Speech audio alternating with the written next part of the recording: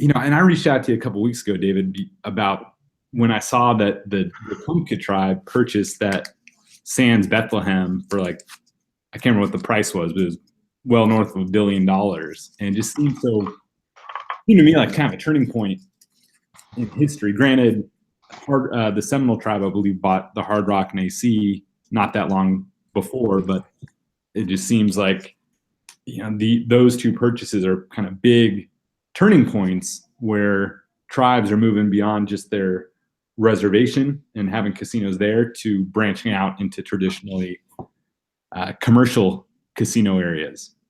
So, like I said, I reached out to you a couple weeks ago, so I thought it was interesting. I was looking forward to talking to you about this and kind of the implications of it, and so I'm looking forward to talking about it. Cool. Yeah. So I'm gonna post this link right now, and then we'll get started. Cool. And while I'm doing that, so you recently published your audiobook, right? Yeah. Roll the Bones audiobook is out there. And in Roll the Bones, I guess maybe give us a brief overview of that, because it says, it's a pretty expansive title, right? It's a history. Yeah, it's a huge, pretty big book. It's almost 17 hours in the audiobook, so definitely some bang for your buck. I think it's about $25 if you don't use a special offer I have, or you can try it for free. It's $25 if you're already a member of Audible. And basically, so it's about $1 a minute, give or take. $1 an hour, $1 an hour. So how's that for expected value? Basically, the book covers the history of gambling from the beginning of time with a focus in casinos. So not everything is in there. For this edition, which is a casino edition, I cut out a lot of the stuff about lotteries and horse racing because most people were really more interested in casinos, so I focused on casinos. Very cool. All right, well, why don't we jump into it then? So with Indian gaming, okay, or actually, let's start with gaming in the U.S. Yeah. Would you say that legal gaming, did it start in Nevada? It started in New Orleans, actually, quite a while ago in New Orleans, and Louisiana had it off and on for a couple of years. We're talking about casino-style gambling. Nevada and a couple other states had legal gaming for a while. By the 20th century, most of them had outlawed it. Nevada was one of the ones that had legal gaming in the 19th century. They had it up until 1910 when they outlawed it. And it wasn't until 1931 that they brought back full-on commercial gambling everywhere in the state. Oh, wow. Okay. And then I know when I was growing up, it seemed like it was just Nevada. I grew up in Northern California, and it was Reno, Tahoe were the close spots. And of course, everyone knew about Vegas. Laughlin was big. And then Atlantic City opened up. And then it was kind of two poles, right? On the East Coast, there was Atlantic City. On the West Coast, there was Nevada. And then it just kind of seemed like slowly this momentum started building, where all of a sudden tribal gaming, you kind of woke up one day and it was in almost every state and it's generating a ton of revenue. So when you kind of walk us through, when did tribal gaming really start, and what was that evolution like? Yeah, sure. It goes back to the policies of the Reagan administration, where they wanted to really lower federal government spending. So they wanted to encourage tribal self-sufficiency. And of course, the history of U.S. tribal relations, that's about 1,000 books right there. So I won't go into that too much. But basically, what they wanted to do is figure out how tribes can get economic development.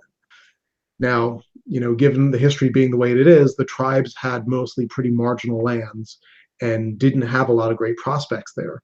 So many of them started to experiment with gambling. And the easiest way to do this was charity bingo, where lots of other charitable organizations ran bingo nights and had bingo, so they figured we can do that too, until somebody got the idea, hey, let's stop following the state's guidelines for what the maximum jackpot is.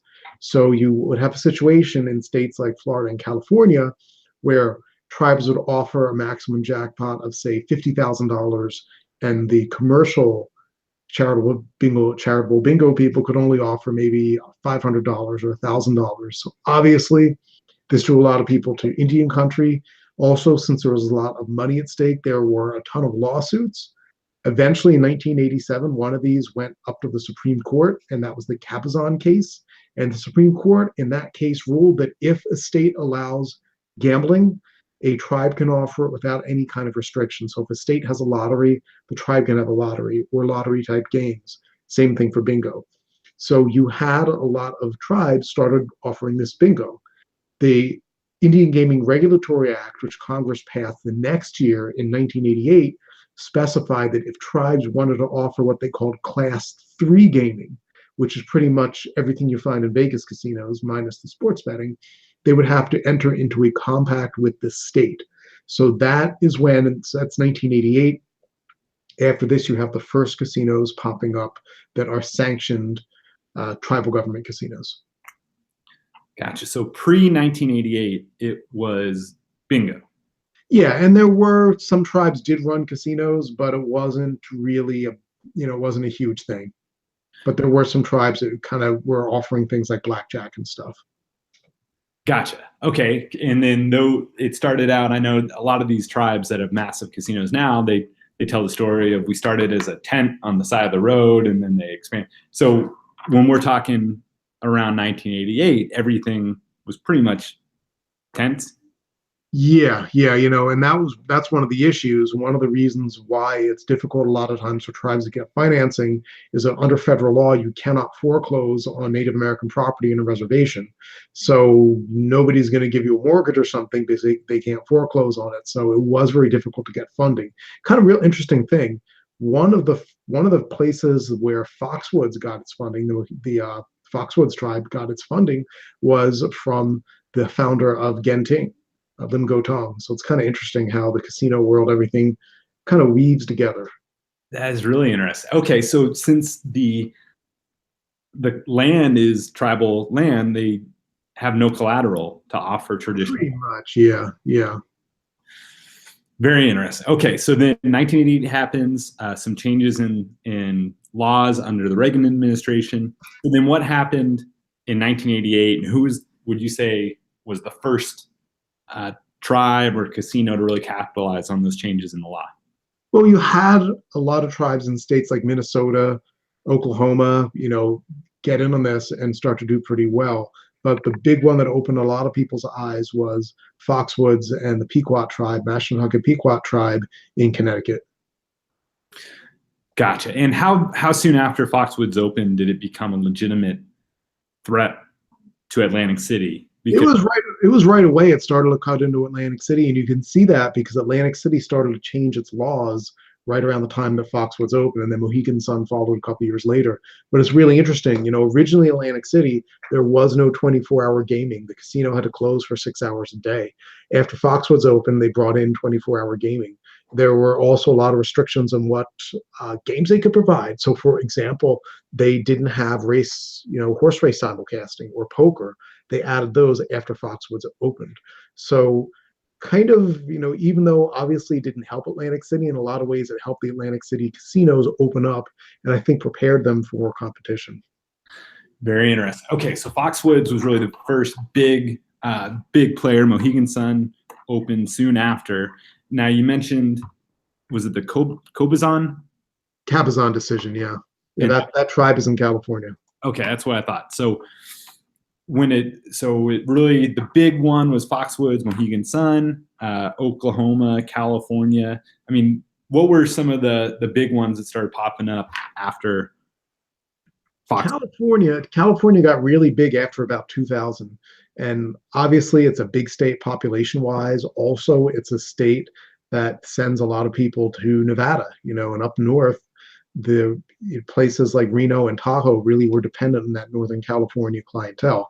So when they first started the movement to put a ballot initiative together to basically support tribal gaming and Class 3 gaming for tribes in California, the Nevada gaming industry was really, really against it. And, this is the worst thing that'll ever happen. And, oh my God, it's going to be terrible. It was going to be terrible for folks in Tahoe and Reno, not necessarily people in California. So they first referendum passed, it was struck down as unconstitutional. Then a lot of the same companies figured out, well, wait, we can do management contracts, and we can partner with these tribes. And suddenly, everything was forgiven, and they decided to support the initiative and try to get the contracts. And that's pretty much what we see with every expansion of gaming. Atlantic City was the same thing. First, the Nevada company said, this is awful, it's terrible, they can never do it, it's not going to work.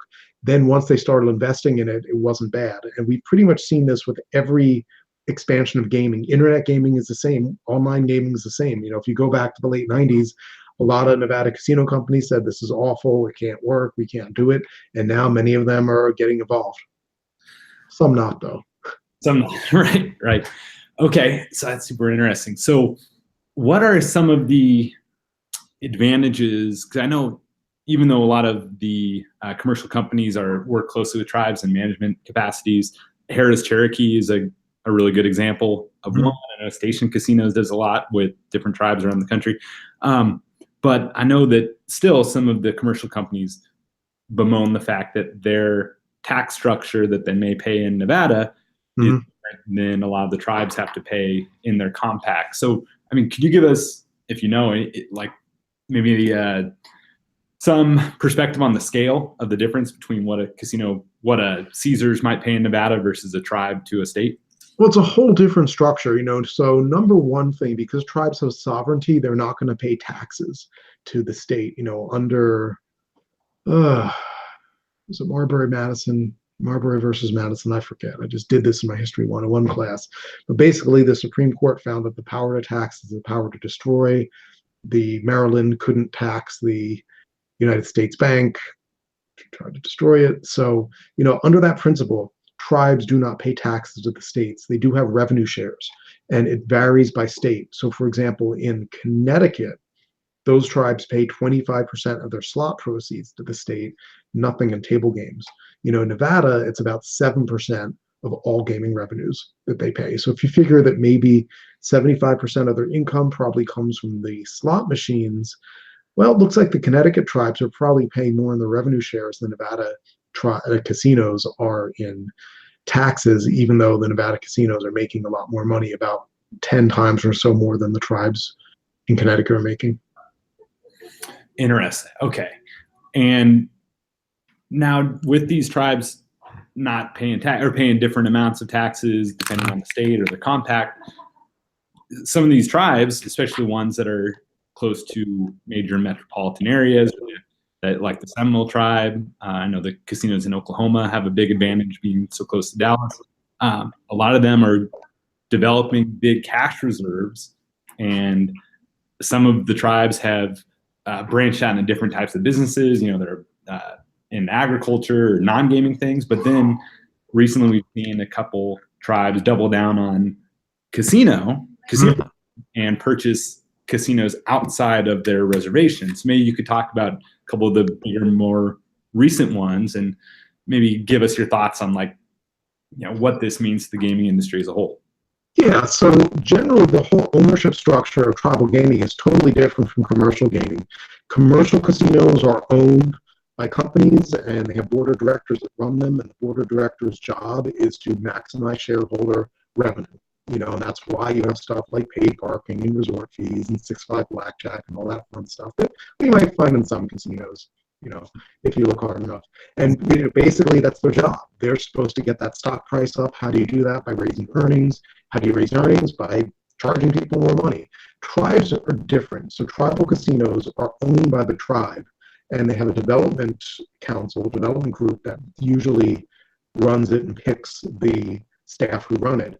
And basically, it is designed not to necessarily maximize the shareholder value, but to return as much as possible to the tribe and help the tribe get more self-sufficient.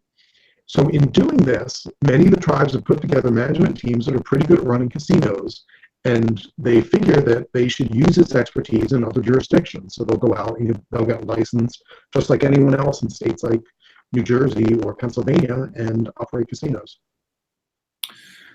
Wow. Yeah, 'cause I guess you're right. I have heard Mohegan Sun, they've done some management contracts with other casinos, but I'm probably wrong, but I mean the Wetumpka purchase using getting spending billions, over $1 billion to purchase that Sands Bethlehem property that MGM looked like it was going to buy. That seems to be a relatively new development. Now, do you think that that's something that you're going to see more of, or what are your thoughts on how that is going to shift maybe the balance of power? I think you will. I think you'll see more of it. I think the commercial casino industry now is open to that kind of thing, and they aren't as defensive. I think also the tribes are going to have to start to diversify, because as stuff like online gaming takes off, that's going to probably undercut their brick and mortar operations. So they want to have more diversification.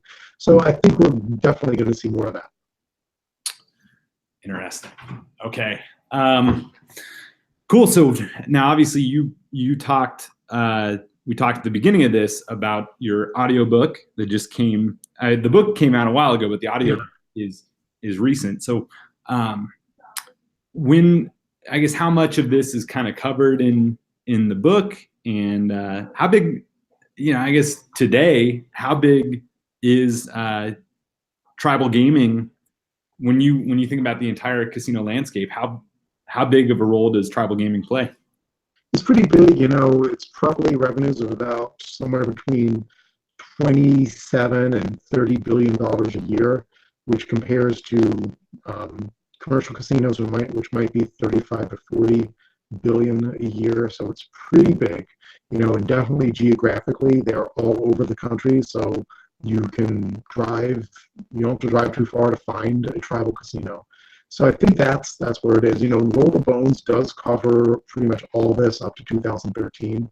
So there's a pretty detailed treatment of the development of tribal gaming in that book.